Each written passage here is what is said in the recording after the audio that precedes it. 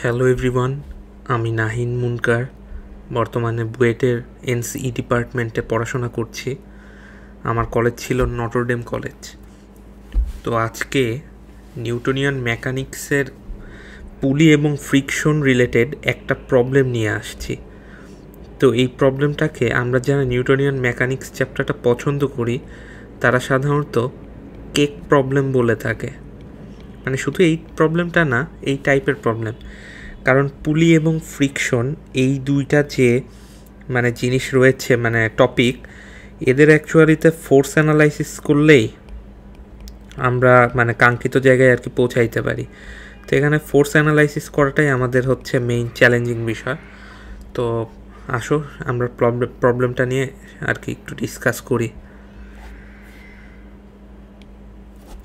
আচ্ছা, তো এখানে ফার্স্টে আমি প্রবলেমটা একটু রিডিং পড়ে বুঝায় দিই, কারণ এখানে ইংলিশে লেখা তো অনেকেরই একটু বুঝতে সমস্যা হইতে পারে। কোনো সমস্যা নেই, আমি বলে দিচ্ছি। তো এখানে বলা আছে, the following parameters of the arrangement of this figure are available. অর্থাৎ এখানে কিছু প্যারামিটার দিয়ে দিছে, অর্থাৎ কিছু তথ্য উপাত্ত দিয়ে দিছে এই ফিগারটা সম্পর্কে। এই ফিগারটা সম্পর্কে আমরা এখানে কথা বলতেছি। ওকে, তো কী দিয়ে দিছে? The angle alpha which the inclined plane forms with the horizontal. অর্থাৎ এখানে একটা ইনক্লাইন্ড প্লেন আছে, সেটার অ্যাঙ্গেলটা হচ্ছে আলফা। ওকে, তো এরপরে বলছে কি, and the coefficient of friction K between the body M1 and the inclined plane. এই জিনিসটা একটু মার্ক করে নেই আগে। এখানে তোমার এই যে M1টা আছে না, ধরো ফার্স্টে মার্ক করি, এই M1টা আছে না, এই যে তলের উপরে ও আছে, হ্যাঁ, ও যে তলের উপরে আছে, ও যে তলের উপরে আছে না, এই তলের উপরে একটা ফ্রিকশন কাজ করতেছে। এখন এই ফ্রিকশনটাই কি বলছে, কোএফিশিয়েন্টটা হচ্ছে কে। এখানে কিন্তু ঘর্ষণ গুণাঙ্কটা কে বলছে, ঠিক আছে, ঘর্ষণ গুণাঙ্কটা কে বলছে। তো একটু ইরেজ করে নেই। তো দেখো এরপরে কি বলছে, যে দ্য ম্যাসেস অফ দ্য পুলি and the threads as well as the friction in the পুলি আর নেগলিজিবল। ঠিক আছে, এখানে একটু কথা আছে। এখানে বলছে দেখো, যে এই যে তোমার পুলি, ঠিক আছে, এই পুলি ভাই এ, এবং এই যে আমরা এখানে যে তারগুলা ইউজ করছি, অর্থাৎ স্ট্রিং এখানে ইউজ করা হয়েছে, তো এইগুলাও আর কি ম্যাসলেসই ধরতে বলা হয়েছে। অ্যান্ড শুধু এইটাই না, এই যে পুলির মধ্যে যে ঘর্ষণটা আছে, ঠিক আছে, এইটাকেও নেগলিজিবল অর্থাৎ অ্যাভয়েড করতে বলা হয়েছে। অর্থাৎ পুলিতেও কোনো ঘর্ষণ আছে, এটা আমরা ধরবো না। ওকে, তো আমরা আশা করি বুঝতে পারছি। আর এখানে কি বলছে তারপরে একটু পড়ি, যে দেখো, assuming both bodies to be motionless at the initial moment. ঠিক আছে, অর্থাৎ এখানে একদম ইনিশিয়াল ফেজে এই দুইটা বডিকে আর কি বলতেছে যে ওরা স্থির অবস্থায় আছে, একদম শুরুর অবস্থায়। এখন নেক্সট যে কথাটা বলতেছে, find the mass ratio of M2 divided by M1। ঠিক আছে, এইটার ম্যাস রেশিওটা বের করতে বলছে, কয়েকটা কেস দিয়ে দিছে। এখন কেসগুলো হচ্ছে তোমার দেখো, কি স্টার্টস কামিং ডাউন, অর্থাৎ যখন M2টা নিচের দিকে নামতে থাকবে, অর্থাৎ এ নিচের দিকে নামতে থাকবে, তখনকার হচ্ছে কেস একটা আছে। ওকে, তারপরে কেসটা বলছে স্টার্টস গোয়িং আপ, অর্থাৎ এ উপরের দিকে, অর্থাৎ M2টা আমাদের উপরের দিকে যখন উঠতে থাকবে তখনকার একটা কেসের কথা বলা আছে। আর ইজ অ্যাট রেস্ট, অর্থাৎ এই পুরো সিস্টেমটা যখন স্থির অবস্থায় আছে তখন আর কি একটা কেস বলা আছে। আচ্ছা, এইখানে ইংলিশটা একটু কঠিন লাগতে পারে, কারণ এইটা হচ্ছে আমি একটা ইন্ডিয়ান রাইটারের বই থেকে তুলে নিছি। রাইটারের নামটাও লিখে দিই, এগুলো আসলে লুকানোর কিছু নাই। ঠিক আছে, এই রাইটারের যে বই থেকে আমি নিছি সেটার নাম হচ্ছে ইরোডভ। হ্যাঁ, অনেকেই জানো, এটা অনেক ফেমাস একটা বই। বাট এই প্রবলেমটা কিন্তু অনেক ইজি। এটা ইরোডভের একটা অনুশীলনীর প্রশ্ন। ওকে, সমস্যা নেই। আসো এরপরে আমরা স্টার্ট করি ফোর্স অ্যানালাইসিস এগুলো করে স্টার্ট করি। তো দেখো এখানে আমাদের এক্সটার্নাল ফোর্স নিয়ে কাজ করলে কিন্তু হবে, এই জিনিসটা কিন্তু একদম বুঝতেই পারতেছো। কোনো ইন্টারনাল ফোর্স, অর্থাৎ আমি এখানে বোঝাতে চাচ্ছি যে তোমার এখানে যে টেনশন, এখানে যে টেনশন ফোর্সগুলো আছে না, ঠিক আছে, এই যে এই টেনশন ফোর্সগুলো নিয়ে তোমার কাজ করা লাগবে না।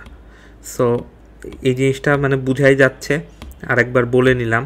এখানে আমার এক্সটার্নাল ফোর্সগুলোকে নিয়েই কাজ করতে হবে, কারণ এক্সটার্নাল ফোর্স ইকুয়ালস টু মানে সামেশন অফ, একটু এই জিনিসটা লিখি, যে এক্সটার্নাল ফোর্সের ক্ষেত্রে যে জিনিসটা হয়, আমরা এক্সটার্নাল ফোর্সের ক্ষেত্রে summation of F equals to M A লিখতে পারি। তো এখানে কাহিনীটা অনেকটা ওই টাইপেরই হবে। ওই জিনিসটা আর কি ম্যাথ প্র্যাকটিস করতে করতে মানে ইজিলি তাকাইলেই বোঝা যায়, সমস্যা নাই। তো আসো আমরা ফোর্স অ্যানালাইসিসটা আগে করি। তো দেখি আমাদের এইখানে আগে ফার্স্টে কি আছে। তো দেখো এইটা যেহেতু আলফা কোণ দেয়া আছে এখানে, তার মানে আমার এই বরাবর একটা ফোর্স কাজ করতেছে, সেটা হচ্ছে আমাদের কি বলতো, এমজি সাইন আলফা। হ্যাঁ, এই জিনিসগুলো তো বোঝো কীভাবে হয়, এমজি সাইন আলফা। ওকে, একইভাবে এই বরাবর একটা ফোর্স কাজ করতেছে এইটারই,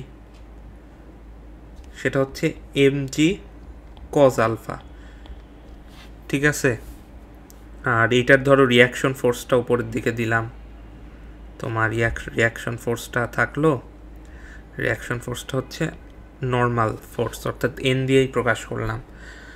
আর ফ্রিকশন ফোর্স আমরা ধরো এই যে স্টার্টস কামিং ডাউন, অর্থাৎ প্রথম কেসটার কথা বলতেছি, অর্থাৎ তোমার M2 যেইটা আছে, তোমার M2টা যখন নিচের দিকে নামতেছে, হ্যাঁ নিচের দিকে নামতেছে, তার মানে কি আমার এই জিনিসটা বোঝা যায় না যে আমার এই M1টা এই বরাবর গতিশীল হবে। এই বরাবর গতিশীল হইলে আমার ফ্রিকশন ফোর্সটা কোন দিক বরাবর কাজ করবে, এই দিক ডিরেকশনে কাজ করবে না, এই বরাবর ডিরেকশনে কাজ করবে না, হ্যাঁ এই বরাবরই করবে। তো চলো আমরা ওই জিনিসটা একটু মার্ক করে নেই। যখন আর কি আমরা নিচের দিকে M2টা নামতেছে, ওকে এই জিনিসটা মার্ক করি চলো। তাইলে এই বরাবর আমাদের কাজ করতেছে হচ্ছে ফ্রিকশনাল ফোর্সটা, সেটাকে আমরা এফ দিয়ে লিখলাম, ঠিক আছে। এখন M2 এইটার বরাবর কী কাজ, মানে এটা কি ফোর্স কাজ করতেছে, এক্সটার্নাল ফোর্স। এখানে কোন ফোর্স কাজ করতেছে, এখানে কাজ করতেছে তোমার শুধুমাত্র এই বরাবর একটা এমজি ফোর্স, ঠিক আছে। আচ্ছা এটা অন্য কালি দিয়ে লিখি একটু, দেখো এই বরাবর কাজ করতেছে আমাদের এমজি ফোর্সটা, M2G সরি, ওকে নাইস। তো এখানে হচ্ছে M1 হবে, এখানে M1 হবে, ঠিক আছে, এখানেও M1 হবে। একটু ভাই টাইম ওয়েস্ট হইল, সরি। M1G cos আলফা আর একটা M1G সাইন আলফা। ওকে, এখন দেখো এক নাম্বার এ নাম্বারের ক্ষেত্রে আমরা যে মানে কেসটা দেখতেছি, এখন দেখো M2G, এই যে M2G মানে M2 ভরটা নিচে নামতে পারবে কখন, যখন আমার এই বরাবর অর্থাৎ M2G, দেখো লিখতেছি, এই M2G বড় হবে M1G sine alpha plus friction ফোর্সের থেকে, তাই না। আর এই ফ্রিকশন ফোর্সটা দেখো, এই ফ্রিকশন ফোর্সটা কেউ যদি জিজ্ঞেস করে এটা স্থিতি ঘর্ষণ না গতি ঘর্ষণ, এটা দেখো বলছে কি স্টার্টস কামিং ডাউন, অর্থাৎ যখন তোমার M2 ভরটা নিচের দিকে নামতেছে, M1 তো সামনের দিকে আগাচ্ছে একটা ইনক্লাইন্ড প্লেন বরাবর, তাই না, ও সামনের দিকে এদিক বরাবর আগাবে, তাই না। ওই দিক বরাবর যখন আগাবে তখন ওর পিছনের দিকে দেখো ও চলতে শুরু করবে। এই চলতে শুরু করা অবস্থায় যে ঘর্ষণটা থাকবে সেটা মাস্ট বি একটা গতীয় ঘর্ষণ। তো এটা একটু মার্ক করে রাখি, গতীয় মানে গতি ঘর্ষণ আর কি।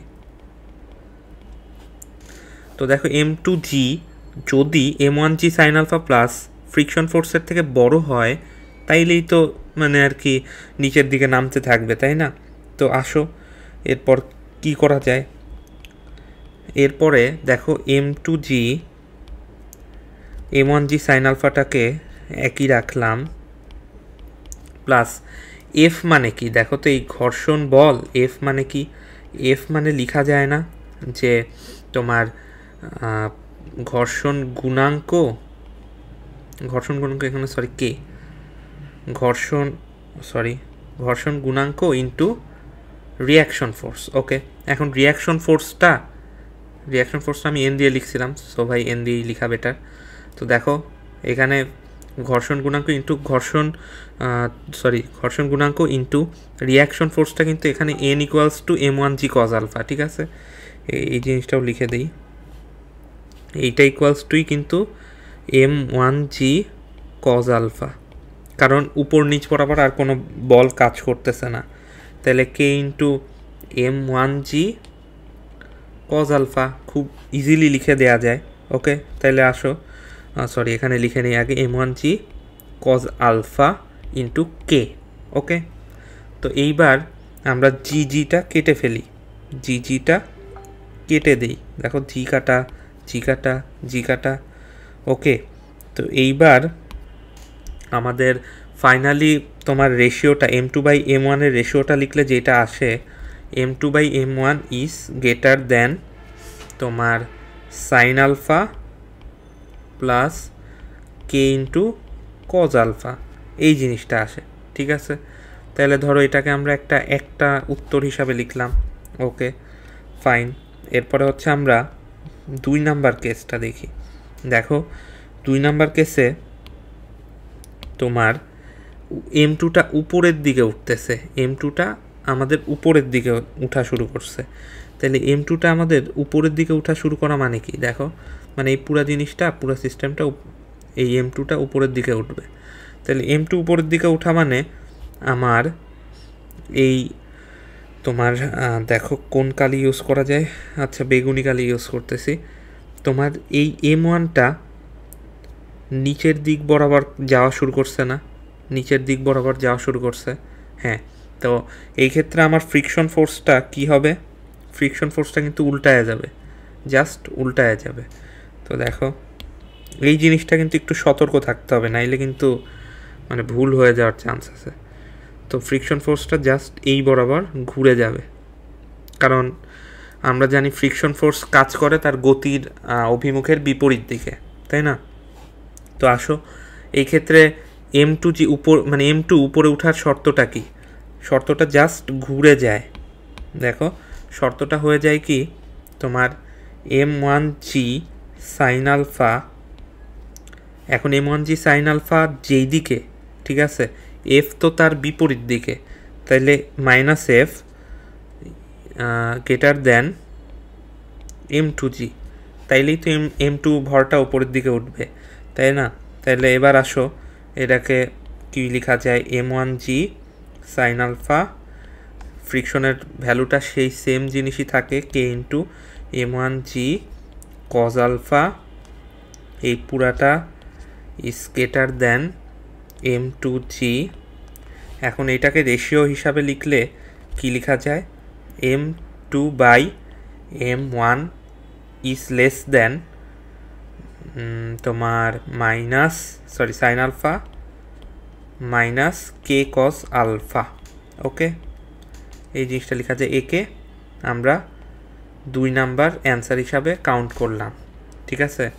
এখন আসো আমাদের যে 1 গেল 2 গেল অ্যান্ড ফাইনালি আমরা 3 নাম্বারটায় আসি। 3 নাম্বারটা বলছে ইজ অ্যাট রেস্ট, অর্থাৎ এই দুইটা কেসের মধ্যবর্তী হচ্ছে শর্তটাই তো ওর জন্য হবে, তাই না? তাহলে আমরা নেক্সট স্লাইডে যাই।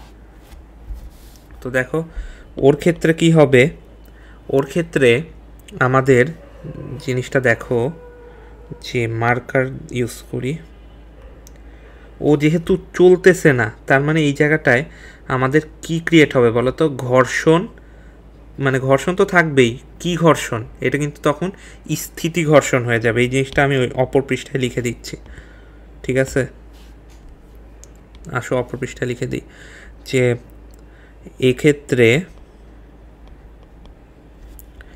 M1A স্ট্যাটিক ফ্রিকশন, এখানে কিন্তু স্ট্যাটিক বা কাইনেটিক ফ্রিকশন এগুলা মানে না বুঝেও একজন অঙ্ক করে ফেলতে পারবে, বাট আমি বলে দিচ্ছি এক্ষেত্রে M1A স্ট্যাটিক ফ্রিকশন কাজ করবে,